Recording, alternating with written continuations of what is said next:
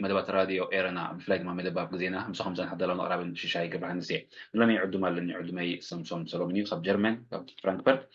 لمي نكايدو علال لمي زوات تبصبالو اب جرمن كب حنتي اف اي زد تبعت غازيتا بحدا توشتن فينتر تبعت صحافه زوات تبصبالو نسو نزي خيد صنحنا يبرجن حمودون امونغوتي كتيوم إرتراويان خيد بلعبات صنحه قنصن بأسن أمريكيتو حدش تبصاو وزيلو زحلف قنيات بزعبا أب نروي استخايد غازيتاوي مغلطيتاتن برلمان نروي ونزهابو وسنتاتن قلن كنتقص صنيحنا هنا حجغا أب جرمن كابتي ناي نروي فليز بلا تبصابات فليز بلا حبريتا وصي سلو زلو نعوها سامسون ዝተወሰነ ርእይቶ ሂቡ ኣብ ፌስቡክ ናቱ ኣስፊርዎ ስለ ዝነበረ ኣገዳስነቱ ኣብ ግምት ብምእታው ሎሚ ቅሩብ ኣብርክከ ብለለይ ነቶም ካብ ጀርመን ወፃኢ ዘለና ኤርትራውያን ከዓኒ እንታይ ይኸውን ኣሎ ንክንርዳእ ሓደ ስእሊ ንክንሕዝ ዕድመይ ኣቕሪበሉ መፂሎ መጀመርታ ኣኽብረካ ዕድመይ ኣኽቢርካ ስለዝመፀኻ መስግነካ ኣብሶም يغني كبر شيشة حونا ፅቡቅ እምበኣር ስለቲ ዘካፈልካና ኣዝየ መስግነካ እንታይ እዩ እቲ ወፂኡ ዘሎ እቲ ሓበሬታ ሓደ እቲ ካልኣይ ከዓ እቲ ጋዜጣ ናይቲ ጋዜጣ ሸፈነ ናይቲ ጋዜጣ ዕቤት ከመይ እዩ هو زي اف اتيت زبهال بجرمن مالتي فرانكفورت الجماينة سايتوم يزبهال ناي فرانكفورت مدبرو غازيتا خوينو جن اب جرمن كابتن توب 10 زعابيا غازيتاتات مالتي ايو اب فرانكفورت الجماينة سايتوم زمت زيناتات دما مبزحتو غيزي چبتو زحازه مسرجا زلو قال عيناتاتي مالتي هجيب زقن قلت معاتي تاي وصيتي صبصاب ፖሊስ ማእከላይ ሄሰን እዚ ሄሰን ድባል ናይ በዓል ጊስን ገለ ዘለዎ ከተማታት ማለት እዩ ኣውራጃ ሓደ ነዚ ናይ ኣብ ጊስን ተጋጠመ ኩነታት ዘፃርን ዝምርምርን ሓደ ሓይሊ ዕማም ተፈጢሩ ንትሽዓተ ወርሒ ዝኣክል ምርመራታት ዝገብር ቀኒዩ ማለት እዩ ብዛዕባኡ ዘውፅኦ ሓፂር እንታይ ዝበሃል እዩ ኣብ ዝቐረባ እቲ ምርመራታት ዳርጋ ኣብ ተዛዚሙሲ ናብ ካልኣይ መድረኽ ወይ ድማ ናብ ኣኽባር ሕጊ ከይዱቲ ምርመራታት ዝገበሮት ፖሊስ ማለት እዩ ናብ ኣኽባር ሕጊ የሰጋግሮ እሞ ኣኽባር ሕጊ ድማ ከከምቲ ገበናት ተባሂሉ ኣቢልዎ ዘሎ ከከምኡ ከዓ መቕፃዕትን ናብ ቤት ፍርዲ ዝመሓላለፍ ተኮይኑ ከዓ ናብ ቤት ፍርዲ የመሓላልፍ ማለት እዩ ሕጂ ኣብ ከምዚ ደረጃ በፂሑ ኣሎ ማለት እዩ ብሓፈሻ ፅቡቅ ናብ ዝርዝር ገፅና ምስ ንኸይድ ብዝርዝር እውን ዋላ እኳ نوح تزيكون نزغرب كاي ترجمن حبريتان حتى يلو كن كأ نصر زخنة فللي ناي قطري فللي ناي داتا فللي ناي استحدث حبريتان زكاتتيها سحب كذا لها مو نسن نتي فيسبوك ناي متكام عدلو طبيب زخنة ولو بقتم من عيني زي مرأي كان بوزيك الحبرة سبنا لمن جاروس كقرب تمو قبل كان جراني هو تا حبريتها بفيسبوك مسوي صخوة زي توحطلهم سبات بزحات نيرهم مالت بزعبا برجنا حمرسي تصب قطراي زي تزارب انمن كنت كل فيل كاها سلامنتاي كوم تزارب الله انتاي خطامنا يو قال زبلو نيرهم يم انا بناتي ريتو مجمرة نفس وكف سب اخو الحبري تخركب موسولي زي مثل تزعابيت مثل يا حدا ورد سب مالتي العلو كله سلازي اساس لدس انا هنا خبير تراوتينا زلنا ابزغا اخمو كله ايقبوني بدحريو ناتو وسانه يخون ولا ازدا يغاطمن ولا ازخا غاطمني يخون امبر از ጉዳይ እዚ ካኣቱ እየ ዝብል ሰብ ናቱ ውሳነ ፀገም ኣይኮነን ግን እታ ዘላ ኩነታት ከምታ ዘላ ተቕሪብካ ከምዚኣን ኣላ ፅባሕ ንጎ ከምዚኣን ክመፅያ ምባል ግን ሓጢያት ወይ ፀረ ቃልሲ ክኸውን ኣይክእልን ብምንም ተኣምር ማለት እዩ በንፃሩ ደኣ ዕበጦ ዝብል ሰብ ካልእ ሽርሒ ዘለዎ ኮይኑ ይስምዓና ካብኡ ተበጊሰ ኣውፅያ ማለት እዩ حج انت اتبلتا صحفتي بوليس ناي ماكلا هيسنسي كان محجي ابت ناي جيسن مسقاطمه مالتيو كباب 300 زخون تاتفر دشتيغا مالس طورطورات سبات امتيو ወይ መዝጊቡ ነይሩ ከምኡውን 180 ዝኸውን ኤርሚትሩም ስፈፋርን ወይ ድማ መስርሕ ናይ ፍርዲ ምርመራ ማለት እዩ መስርሕ ናይ ምርመራ ፖሊስ ጀሚሩ ነይሩ ይኹን ዳ እምበር ብዘይ መጠን ብዝሒ ዝነበሩ ኩነታት ስለ ዝነበረ እቲ ነዚ ጉዳይ እዚ ዝከታተል ሓድሽ ቴክኖሎጂ ኣምፅኡ ማለት እዩ ሓደ እቲ ሱፐር ሪኮግናይዘር ዝብል ቴክኒክ ማለት እዩ ቴክኖሎጂ እዚ እንታይ እዩ ዝገብር ሰባት ኣብ ብዙሓት እኩባት ሰባት ማለት እዩ ንኣብነት ናይ ሽሻይ ስእሊ እንድሕር ሂብካዮ ኣብኣ ከሎ ኣለልዩ የውፅእ ማለት እዩ እዚ ድማ ዋላ እውን ማስክ ጌርካ ከለካ ተሸፊንካ ከለካ ሲ ነቲ ማስክ በሲዑ መልክዕካ ክፈልጦ ክእል እዩ ከምዚ ዓይነት ቴክኖሎጂ ተጠቂሞም ናብ ከምኡ እውን ካልኣይ ከዓ እንታይ እዩ ኣብ ብዙሕ ቪድዮታት እዩ ዘሎ ዘይተኣደነ ቪድዮታት ብካሜራ ድሰኣል ብገለ ድሰኣል ኣብ ዩቲዩብ ድወፅእ ኣብ ቲክቶክ ዝወፅእ ዘረባታት እውን ብካኢ ወይ ድማ ኩንስትልሸ ኢንቴሊጀንስ ወይ ድማ ኣርቲፊሻል ኢንቴሊጀንስ ዝበሃል ማለት እዩ ነዚ ቴክኒክ ተጠቂሞም ብስሉጥ ኣገባብ ሰባት ምርመራታት ዝገብሩ ከም ዘለዉ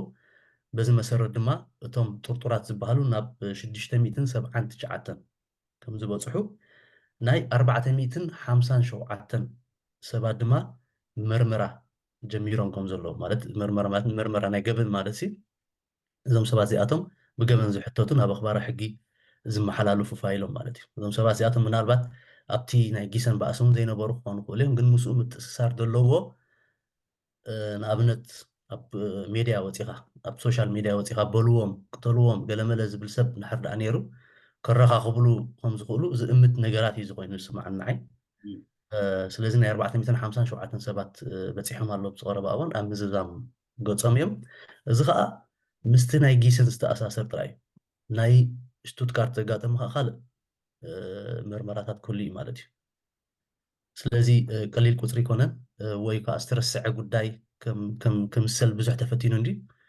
ዝተረስዐ ጉዳይ ኣይኮነን ምናልባት ስለምንታይ ከምኡ ዘይተረስዐ ወይ ስለምንታይ ከምኡ ገብሩ ኣለዎ ንዝብል ኣርእስቲ ተመሊስና ክንመፆ ንኽእል ግን ብዕቱብ ዝተታሓዘ ጉዳይ ምዃኑ ክነግር ይፈቱ ፅቡቅ ገለ ፍልልይ ወይ ከዓ ገለ እቲ ዝተሓደሰ ሓበሬታ ነጊርካ ነርካ እሞ ናብ ዝርዝር ኣቲኻ እንተትውስኸለይተን ተፈጢረን ዘለዋ ፍልልይ ናይ ዳታዊ ናይ ሓበሬታት እትነግረን ፅቡቅ ነይሩ ናብ ዝቕፅል ሕቶ ቅድሚ ምስጋርና እወ እተን ፍልልይ እንታይ እየን ሕጂ ንኣብነት ኣብ ሽቱትጋርት ሓደ ኤርትራዊ ፖሊስ ዝሃረመ ዝሓለፈ እዋን ቅድሚ ዳርጋ ወርሒ ኮይኑ ሕጂ ን3 ዓመትን 9 ወርሕን ተኣሲሩ ተፈሪዱ እዩ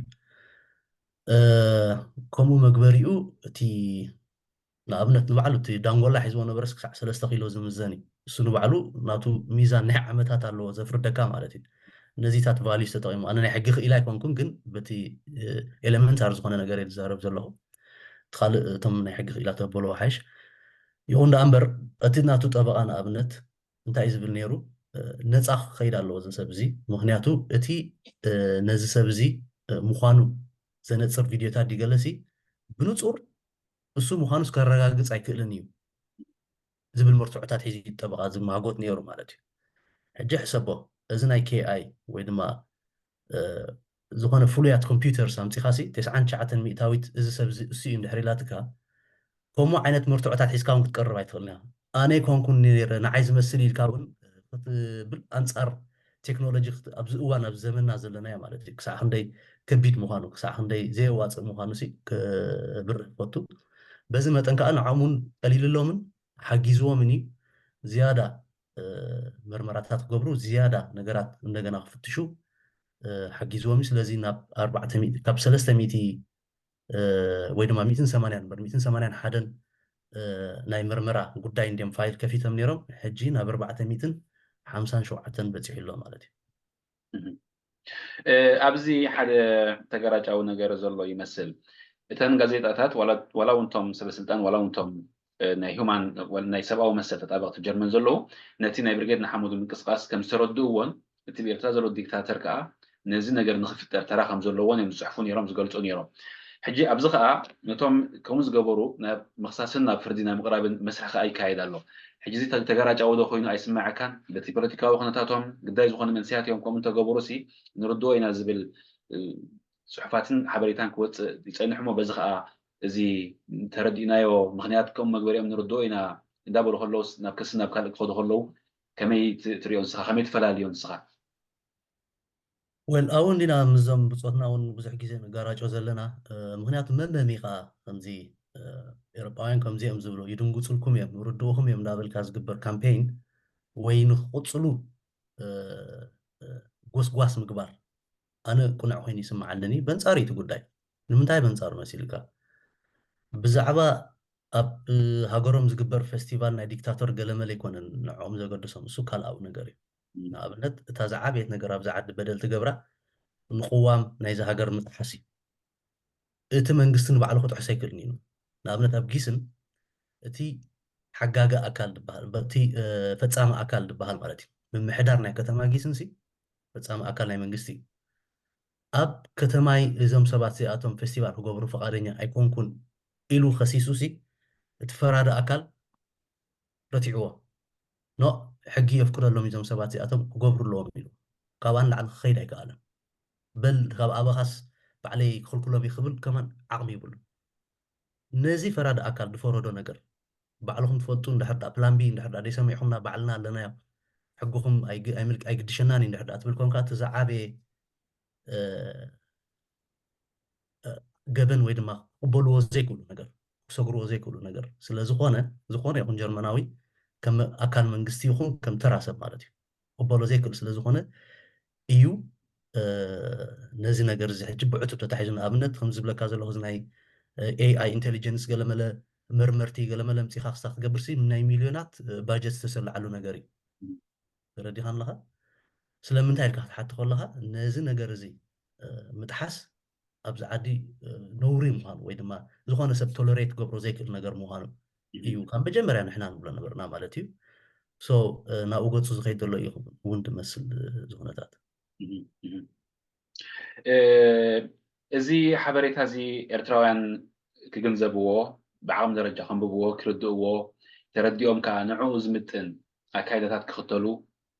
ይኽእሉ ኢልካ ዝተኣምን ወይ ከዓ ድሕር ዳ ይሓፅሮም ኢልካ ተኣምን ኮንካ እንታይ ርእቶ ተካፍል በዚ ኣጋጣሚ ዓቕምታት ኣሎ ማለት እቲ ምዕባጥ እንዲ ሕጂ ሰባት እቲ ክስማዕ ዘለዎ ክስማዕ የብሉን እዞም ቃልሲ እዚኦም ኣብ ናይ ቃልሲ እዞም መንእሰያት ኣብ ናይ ቃልሲ ሙድ ስለ ዘለው ሓሳቦም ከይቀየሩ ከለዉ ክቕፅሉ ኣለዎም ወይ ገለ ዝብል ኣንፈት እዩ ቁርብ መጋረጃ ኮይኑ ዘሎ እምበር ዝኾነ ይኹን ሰብ ብዛዕባ እዚ ዘሎ ከመይ እዩ ኩነታት ኣፍሉጥና ዝብል ኣካል ንሕርዳ ኣሎ ዝኾነ ይኹን ናይ ሕጊ ክኢላታት ኣለዉ ብዛ ዓዲ ፅቡቅ ኣፍልጦ ዘለዎም ኣለዉ ሓበሬታ ዘለዎም ሰባት ኣለዉ ክስታ ክገብሩ ክእል እዮም ብዝተፈላለያ ቻነላት ዲ ብዝተፈላለየ መንገዲ ሲ ሓበሬታ ክህቡ ክእሉ እዮም ግን እዚ እዩ እቲ ፀገም ዘሎ መወዳእታ እውን እንታይ እዩ ክመፅእ እንድሕር ዳ ኢልና እቲ ዘሎ ክስታት ካብ ሓደገኛ ኣካላዊ ማህሰይቲ ንኣብነት ኣብዚ ናይ ጊስን ዘሎ 26 ፖሊስ ተጎዲኦም እዮም እዞም 26 ፖሊስ ተጎዲኦም ዘለዉ ንባዕሎም እቲ ኣኽባሪ ሕጊ ጥራይ ዘይኮነ ክሲ ዝምስርት ንባዕሎም ንሳቶም ነናቶም ክሲ ምስርት እዮም ተረዲኻኒ ተወሳኺ እዩ እዚ ሕጂ እዚ ንባዕሉ ሓደ ነቲ ዝወሃበካ መቕፃዕቲ ሲ የኽብዶ እዩ ኣብ ልዕሊኡ ከዓ እቲ ላንድ ፍሪደምስ ፕሮክ ዝበሃል እቲ ዝኸበደ ክሲ ማለት እዩ እንታይ እሱ ናይ ሃገር ሰላም ዘሪግካ ዝብል ክሲ ማለት እዩ ገዚፍ መቕፃዕቲ ዘለዎ እዩ ወይ ገዚፍ ኣብ ሂወትካ ሲ ፅልዋ ዘለዎ እዩ ሓደ ካብቲ ዓብዪ ፅልዋ ኣነ ንዓይ ዝሕዝነኒ ማለት እዩ ኣብዚ ሃገር ተቐሚጥካ ኩሉ እንዳማልእኻ ስራሕካ እንዳሰራሕካ ገለ እውን ፅባሕ ንግሆ ዜግነት ናይዚ ሃገር እንድሕር ዳ ክትወሃበካ ሓቲትካ እዚኣ ነገር እዚኣ ኣይተሕልፈካን እያ ምክንያቱ ሓደ ካብቲ ዝጠልቦ ነገራት ናይ ዜግነት ናይዚ ሃገር ኣብ ጀርመን ብሓፈሻ ድማ ኣብ ኤሮፓ ገበን ክህልወካ የብሉን ድብል እዩ ገበን ደረጃ ኣለዎ ማለት እዩ እዚ ናይ ፀጥታ ሃገር ወይ ድማ ሰላም ሃገር ዘሪግካ ዝብል ከዓ ንዕኡ ዝኸልፍ ወይ ድማ ዝክልክል እዩ ኢለ እግምት ኣነ ማለት እዩ ስለዚ ኣብ መፃኢ እውን أب زخيد ولا زنجر زحليفو جلسي እግሪ ኢኻ ድስዕበካን ኣብ ምዕባለ ሂወት ካን ኣብ ትኸደዮ መንገድን ዕንቅፋታት ዝኸውንን እውን እዩ ኢለ ይግምት ስለዚ ምስቲ ቃልሲ ኢልካ ተናፃፅሮ ከለካ ሲ ቁርብ ክትሓስበሉን ኣብ ግምት ከተእትዎን ዘለካ ነገራት ዘሎ ኮይኑ ይስምዓኒ ብዘለኒ ዘይወግዓዊ ሓበሬታ ወይ ኣፍልጦ ብዙሓት መንስያት ካብ ጀርመን ወፂኦም ናብ ዓዲ እንግሊዝ ናብ ኣሜሪካ ናብ ናይ ኣፍሪቃውን ዝተመልሱ ከም ዘለው እየ ዝሰምዕ እሞ እዚ ከዓ ኣብቲ ዝተኻየደ ናይ ብርጌድና ሓመዱ ኮነ ካልኦት ንጥፈታት ኢድ ኣለና ወይ ከዓ ፅባሕ ንግሆ ሽግር ክመፀና ኢሎም ዝፈርሑ ካልእ እውን ተወሲኹ ክኸውን ክእል እቲ ምክንያታት ብዕምቆት ምርኣዩ ማለት መፅናዕቲ ስለ ዘድልዮ ማለት እዩ እቲ ዘሎ ዕላል ግን ከምኡ እዩ ከምኡ ትዕዘብ ዶ ንስኻ እዚ ዝብሎ ዘለኹ ትክክል ድዩ ክትእርመኒ ድሕር ዳ ደሊኻ ክትእርመኒ ተወሳኺ ትውስኸለይ እንተለካ ካ ትውስኸለይ ካብ ከምኡ ንምድሓን ክንታይ እዮም ክገብሩ ዘለዎም ከዓ ምስ መብርሂ እያ ምናልባት ሓደ ግዜ እቲ ቅድሚ 2 ዓመት ኢንተርቪው ጌርና ከለና ከምዚ ትንክፍ ኣቢልያ ነይሩ ቅድሚ ሕጂ ከምኡ ኣጋጢሙ ነይሩ ካብ ስዊዘርላንድ ዝመፁ ኤርትራውያን ኣብ ጀርመን ኣብ ጊስን መፂኦም ነቶም ደረፍቲ ገለ ሃሪሞሞ ባጋሮ ገይሮም ገለ መለ ሽዑኡ እቶም ፖሊስ ንስዊዘርላንድ ምስ መለስዎም እዚ ዘይበሃል ዕዳ ይመፂዎም ብናይ ጀርመን ይኹን ብናይ ስዊዘርላንድ ምክኣል ምስ ሰኣንዎ ካልእ ስደት ክኸዱ መሪፆም ማለት እዩ ንኣሜሪካ ገለ መለ ክኸዱ ተገዲዶም ማለት እዩ ስለዚ ኣነ ኣብ ሰዓት እዚ ከምኡ ዝሰማዕክዎ ነገር የለን ግን ከጋጥም ከም ዝኽእል ሲ ኣብ ግምት ተእትዎ ነገር ዝሓለፈ ተመክሮስ ናብ ከምኡ ዓይነት ዘሰዓበ ስጉምቲ ስለ ዝኸዱ ማለት እዩ እቶም ሰባት ከም ዝበልኩ ከዓ እዚ ኣብ ልዕሊኻ እንድሕር ዳ ትገበን ኣለካ ተባሂሉ ኣብ መፃኢ ሂወትካ ኣብ ቀፃሊ ንመፃኢ ሂወትካ እውን ብዙሕ ዕንቅፋት ዝፈጥር ነገራት እዩ ስለዚ ካብዚ ዓዲ ምሻሎ ከምብረካ ዘይክእል ኩነታት እውን ከጋጥም ይኽእል እዩ ኣብ ሕጂ ናይ ግድን እዩ ናብ ካልእ መንገዲ ክተናዲ ወይ ገለ ማለት እዩ ስለዚ ሲ ኣነ ግዳ ሓቂ ዝሰማዕክዎ የለን ግን ኣብ ከምኡ ተንደንሲ ኣለዎ ናብ ከምኡ ዓይነት ስጉምትታት ክውሰድ ኣብ መፅእ ማለት እዩ ከም ተቐዲም ኢልና ዝተንከፍናዮ እቲ ብጋዜጣታት ኮነ ብምሁራት ኮነ ብፖለቲከኛታት ኮነ ዝወሃብ ዝነበረ ፖለቲካዊ ርእቶታትን ሰብኣዊ ዝኾነ ደገፋትን ኣሉታዊ ተራ ነይርዎ ዶ ኢልካ ትሓስብ ዋላስ ኣወንታዊ ተራ ነይርዎ ኢልካ ትሓስብ ክሳብ ሕጂ ማለት ሽዑ ኣወንታዊ ተራ ነይርዎ ክኸውን ይኽእል እዩ እዎ ተረዲእናኩም ኣለና ዝብል ስለ ዝነበረ እቲ ሓፈሻዊ ርእቶ ናብ ሕጊ ምስ መፀ ግን እቲ ናይቲ ፖለቲካውን ሰብኣውን ዝኾነ ርእቶታትን ደገፋትን ክንታይ ተራ ኣለዎ እንታይ እዩ እቲ ክመፅእ ዝኽእል ካብዚ ዝለዓለ እውን ድሕር ከይዱ ሲ እቶም ነቲ ገበን ዝወዓልዎ ዝበሃሉ ዘለዉ በቲ ናይ ጀርመን ማለት እየ ኣነ ይኹንኩን ዝፈርዶ ዘለኹ እንታይ ዓይነት ኣወንታዊ ተራ ወይ ኣሉታዊ ተራ ይህልዎ ኸውን እቲ ዝነበረ ፖለቲካዊ ርእቶታትን ድንጋፃትን ብዓይኒ ኤውሮጳውያን ብፍላይ ድማ ብዓይኒ ጀርመናውያን እዚ ዝግበር ነበረ ብፍላይ መጥቃዕቲ ኣብ ልዕሊ ብሕጊ ዝተፈቅደሎም ሰባት ዋላ ሽሕ ግዜ ናይ ዲክቴተር ደገፍትን ስታይን ምኾኑ ከምኡ ድማ መጥቃዕቲ ኣብ ልዕሊ ንሕጊ ዘኽብሩ ወይ ንሂወት ዘውሕሱ ኣካላት ከም ፖሊስ ማለት እዩ ደጊፍናዮ ንርድኦም ኢና ዝብል ኣነ ስጋ ሕጂ ኣይረኣኹን ካበይ ዝመፅእ እቲ ኢንፎርሜሽን ኣብ ሶሻል ሚድያ ዘብል ኣይብልኒ ሓንቲ መዓልቲ ናይ ቢልድ ሳይቱን ማለት እዚ በለካ ልክዓካ ዝብሎ ብዙሕ ብዛዕባኡ ምሻሎ ከምዚ ናይ ኤፍኣትሴት ገለ ዘይኮነ ማለት እዩ ባዶ ሰለስተ ንበላ ባዶ ሰለስተ ንበላ ባዶ ሰለስተ ገለ ዓይነት እያ ከምዚ ቃቲ ስኢዱ ኣብ ፅርግያ ገለ ዘንብባ ገለ ላ ፍልጥቲ ጋዜጣ ማለት እዩ ኣውፅኦም ነይሮም እዚ ፕሬዚደንት ናይ ኤርትራ ዲክታተር ዘብዕሉ ሰባት እናሃለዉ ገለ መለገለ ዝብል ማለት እዩ እሳ ዝከረኒ ካልእ ግን ኣብ ጋዜጣ ይኹን ኣብ ዕላዊ ዝኾነ እንታይ እዩ ዝበሃል እዞም ሰባት እዚኣቶም ተበዲሎም እዮም ከፊእዎም እዮም ኣብ ከምዚ ደረጃ በፂሖም ገለ ዝብል ብዓይኒ ኤውሮጳውያን ማለት እዩ ዝረኣኽቦ ነገር የለን ኩሉ ከዓ ይትፅበን ኢኻ ምክንያቱ ንሳቶም እታ ዝብላ ኩሉ ግዜ ፍልጥ እያ ናይ ዓድኹም ሽግር ኣብ ዓድኹም ጥራይ ድፍታሕ እንታይ ግበሩ ትብሉና ኣለኹም ኣብዚ ዓዲ ተሸጊርና ኢልኩም ዕቑባ ሓቲትኩም ተቐቢልናኩም ትነብሩ ኣለኹም ሕጂ ሲ ኣብዚ መፂኹም ንዓና ዕግርግር ትፈጥሩና ኣብዚ መፂኹም መካይንታት ተድሉና ፖሊስና ተሃርሙልና ምክንያት ብምንም ተኣምር ክንቅበሎ ይንኽእል ኢና ዝብል እንታይ እዩ ዝበሃል እዩ እዚ ቁጥዐ እዚ ሕርቃንካ ፅባሕ ንግሆ እውን ከምዚ ክትማጎተሉ ወይ ድማ ክትጣበቀሉ ዘይትኽእል ዓይነት እንታይ ዝበሃል እዩ ምክንያቱ ሕጊ ምጥሓስ ኣብዛ ዓዲ ሲ ብምንም ተኣምር ኣሽንኳይ ዝኾነ ወፃእተኛ መፅኡ ወዲ ተሃገር ወዲ ዜጋ ከማንሲ እቲ ፈራደ ኣካል دفوردو نجر أي بولوني قال زبل نحسي يبلو أي محرني سلازي تبهريات كما أصل زهونة تي خمس زخل قبل ما يسمون كم يخون سلازي أب مسائي ون ንኣብነት ቅድሚ ሕጂ ጠቂስና ነርና እዚ ናይ ፒኬኬ ዝበሃል ናይ እዚኦም ኩርዲስታን ምንቅስቃስ ነይሩ ከምዚ ናህና ገለ ብዙሕ ከምኡታት ምስ በሉ ነበረያ ነበረ ኮይኑ በቃ ውጉዝ ኮይኑ ኣብ ዝኾነ ይኹን ፖለቲካዊ ንጥፈታት ንከይገብር ተኸልኪሉ ወላ ሓንቲ ሕጂ ኣብ ከምኡ ደረጃ እውን ክኸይድ ይኽእል እዚ ደንበ ተቃውሞ ማለት እዩ ፅባሕ ንግሆ ከምድላይና ክንንቀሳቀሰሉ ኣኼባ ክንገብረሉ ይህን ምሂን ክንብለሉ ዘይንኽእል ደረጃ ክብፃሕ ይከኣል እዩ ከም ዘለዎ ንድሕር ቀፂሉ ማለት እዩ ስለዚ ዜሩ ዜሩ ጉድኣት ናብቲ ደንቢ ተቃውሞ እዩ ዝመፅእ ዘሎ ኮይኑ ዝስማዓና እዩ ኣብ መንጎ እቲ ብኖርዌይ ክትክተሎ ዝፀንሐትን ትኽተሎ ዘላን ኣካይዳን ጀርመን ትኽተሎ ዘላ ኣካይዳን ዓብ ፍልሊ ዘሎ ኮይኑ ዝስማዓኒ ሕጂ እቶም ኣብ ጀርመን ዘሎ ኤርትራውያንን ብሓፈሻ ኤርትራውያን ካብ እቲ ናይ ደሬት ፍትሒ ዘሎ ዋላ እቲ ናይ ብርጌድ ንሓመዱ ዘሎ እውን እቲ ኖርዌይ ዝተኸተለቶ ኣገባብ ንክትክተል ጀርመን እንታይ ክገብሩ ኣለዎም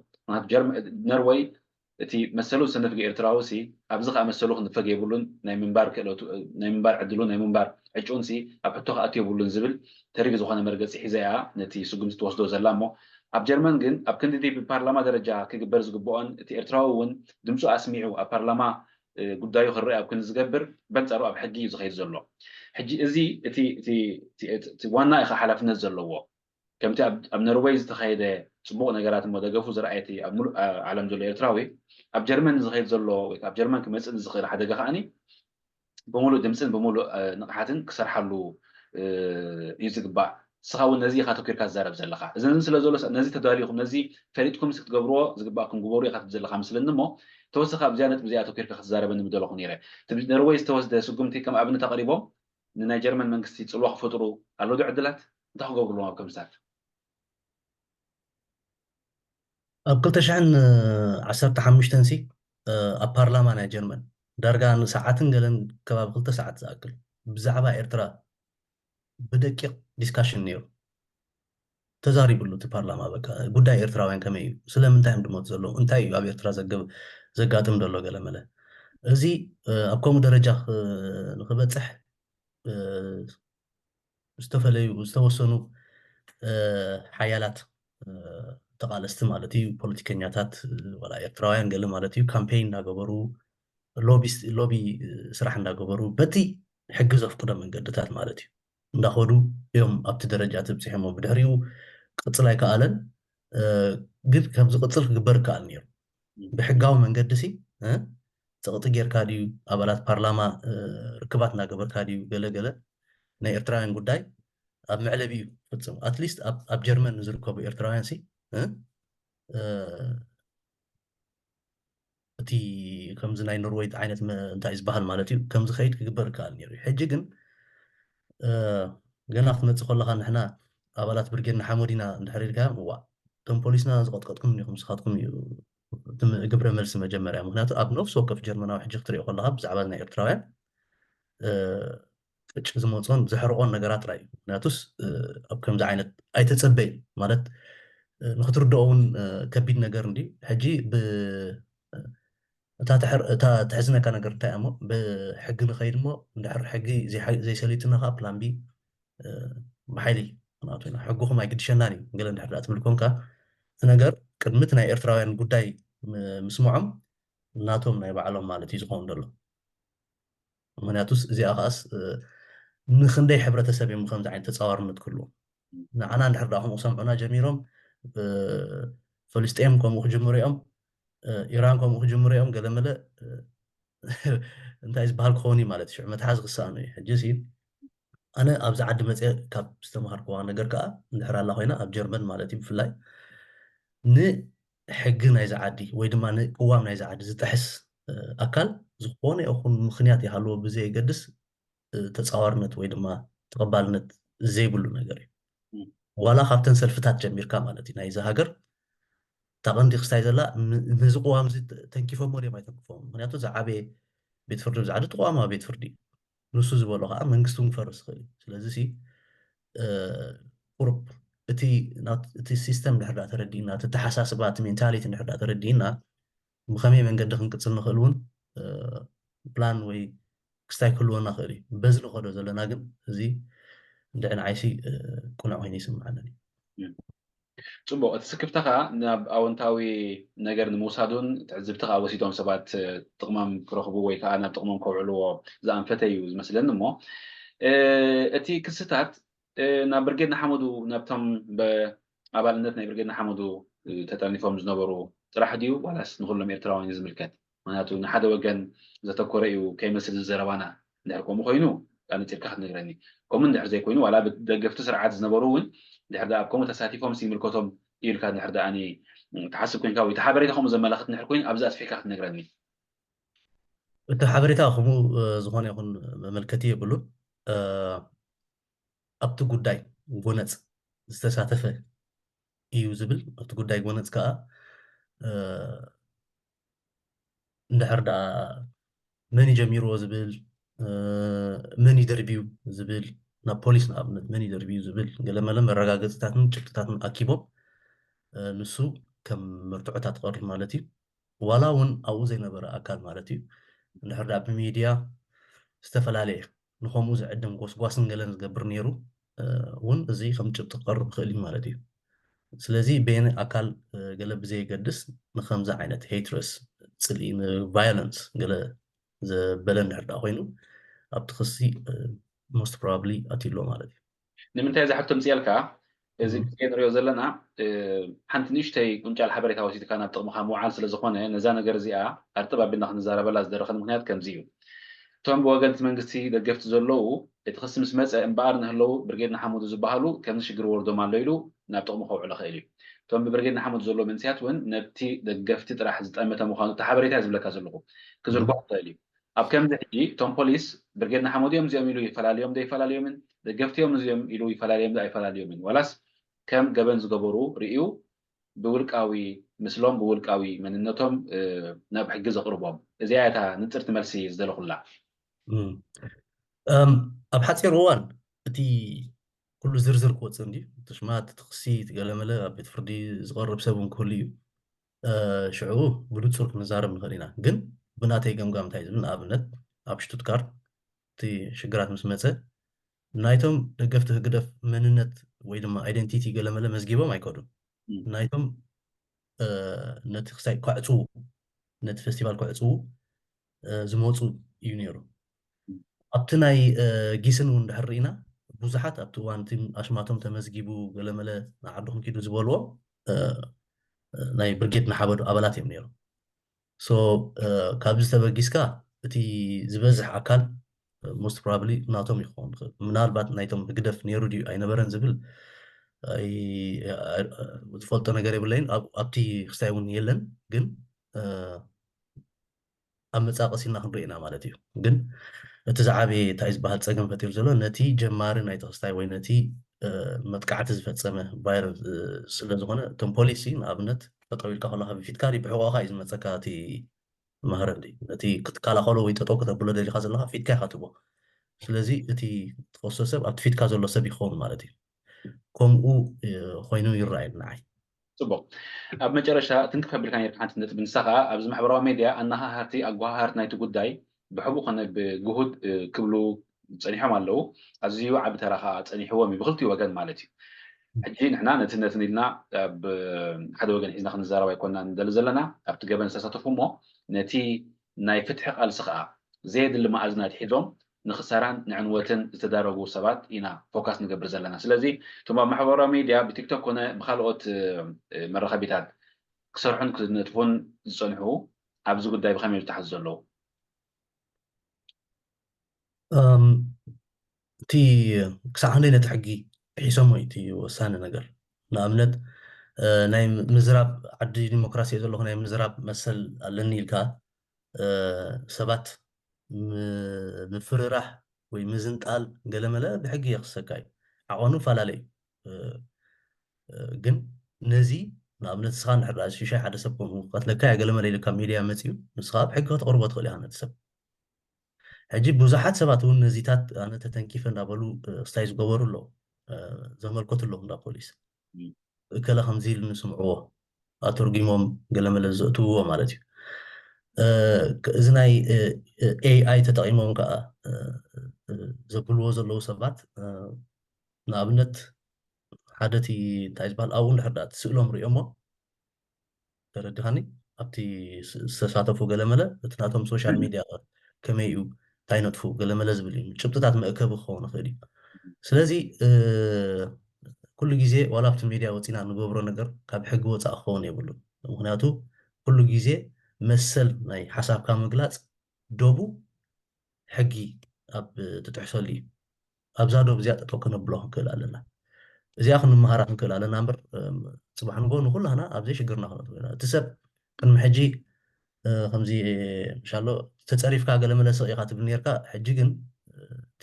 እቲ ኮንስኮንስስ ወይ ድማ እቲ ሳዕቤናት እውን ኣብ ምባል ነጥፍ ስለ ዘሎ ዋላ እቲ ፖሊስ ገለመለ ተዘይገበሮ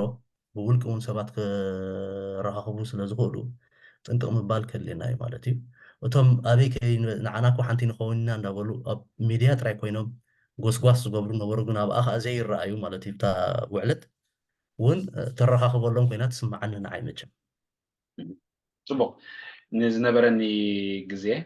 ዝነበረኒ ሕቶታት ወዲየ ኣለኹ እዚ ዛዕባ እዚ ኣብቲ ጋዜጣ ዝወፀ ምርኩስ ጌርና ኢና ንዛረብ ዘለና ሓፈሻዊ ትዕዝብትኻን ርእይቶኻን ለቦኻን ከዓ ንሱ ተጠናቂቑሉ ኢለ ይሓስብ ግን ብፍሉይ ከዓ ኣብ ለቦዋ ዝኣቱ ትብሎ ርእይቶ እንተለካ ኣብ ርእይቶ ተኣቱ ትብሎ ሓሳብ እንተለካ ክሰምዓካ ንስለ ግዜኻ ኣዝየ ዘመስግና يغني لي شاشة أنا كنت هرب كل الناس رأيته جن كل جزء تي بأسنا زلوا مستمن إسي أنفوت تفيو هركانو تجنفيلو زلوا زي كونه مستي نظام من سيات قدايز قبرهم زي حلفنا طبعا سبات مالتي قد في تحتاتي توديو كان ديو قالنا بلا ኣብዚ ሽግሮም ዶእትዎም ዘሎ ኣብ መወዳእታስ እንታይ እዮም ክገብሩ እዞም ሰባት እዚኣቶም እዚ ኩሉ መንገዲ ከይዶም እዚ ኩሉ ሰባት ፈጊኦም ቀቲሎም ገለመለ ዋላ ፌስቲቫል ጠጠው ኣቢሎምስ እንታይ እዩ መወዳእትኡ ክኸውን እዚ እቲ ወርቲ ማስ እዚ ኩሉ ትኸፍሎ ዘለካ ዋጋ ድዩ ዋጋሲ የዋፅእ ድዩ ፅባሕ ንጎሆ ወረቐትካ እንድሕር ዳ ተቢሉ ስራሕ ተሰቂልካ ኩሉ ሰብ ዜግነቱ እናቐየረ ክነብር እናኸኣለ ንስኻ ድሕሪ ሰብ ተሪፍካ ኣደዳ ማእሰርትን ኣደዳ ሰፍ ዘይብል ናይ ገንዘብ መቕፃዕትን ንስድራኻ ኣይኮነን ንነብስኻ ኣይኮነን ንስድራኻ ኣይኮነን ክትኣልል እንዳሕደይ ትኽእል ኮንካ ገለሲ እንታይ እዩ ኣብ መወዳእቱ እቲ ዕላሙ እንታይ እዩ እዚ ምስ ቃልሲ ክቁፀር ይከኣል ድዩ ሕጂ እዚኣ እያ ንዓይ ኣነ ከዓ እቲ ቀንዲ ሕርቃነይ ወይ እቲ ቀንዲ ንዓይ ዘብለኒ እቲ ኣብ ደገ ኮይኑ ብግዳም ኮይኑ ከምኡ ዓይነት ተቃውሞ ከይተስምዕ ንስኻ ስቕበል ኣይትዛረብ ፅቡቅ እዩ ዘሎ ዝመንእሰይ ቀፅል በሎ ጥራይ ገለ እንዳበልካ ዝግበር ነገር ዘይሓላፍነታውን ኢሰብኣውን ተግባር እዩ ንሕና ኣሕዋትና እዮም ኣብዚ መፅኦም ኣብ ዓዶም ክነብሩ ይከኣሉን ኣብዚ መፅኦም እውን ደይነብሩሉ ደረጃ ክበፅሑ ኣይንደልን ስለዚ ውዒልና ሓዲርና ከዓ ክንረዳዳእ ኣነ ይመርፅ መቸም ይቐኒየለይ ፅቡቅ ኣነ እውን ስለ ግዜኻን ስለ ምክሪኻን ኣዝየ መስግነካ ሳምሶም ካልእ ግዜ ብተመሳሳሊ ዛዕባታት ንራኸ ተስፋ ገብር ንሎሚ ግን ኣንወዲ ኣለኹ